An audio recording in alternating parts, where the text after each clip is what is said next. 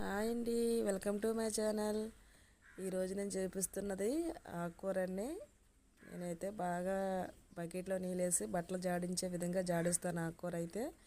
ఎందుకంటే మనకి ఎక్కువగా ఇప్పుడు పండించేవి కెమికల్స్తో పండిస్తున్నారు కాబట్టి వాటి మీద పురుగున్నా ఏమున్నా బట్టలు జాడించేటట్టుగా జాడించాలండి. ఏ కాయ ఆకుకూర వండినా సరే కానీ మనం అలా జాడించడమే మంచిదండి.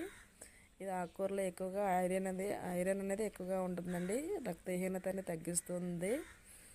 మనం ఆకుకూర వండేటప్పుడు ఎప్పుడు కూడా ఆయిల్ వేసుకున్నాక అన్నీ ఉల్లిపాయలు, టమాటా, పచ్చిమిర్చి వేసుకొని వేగిన తర్వాత కొద్ది జీలకర్ర, వెల్లుల్లి వేసిన తర్వాత బాగా మగ్గిన తర్వాత ఆకుకూర అనేది వేసుకొని మూత పెట్టి అయితే వండాలండి.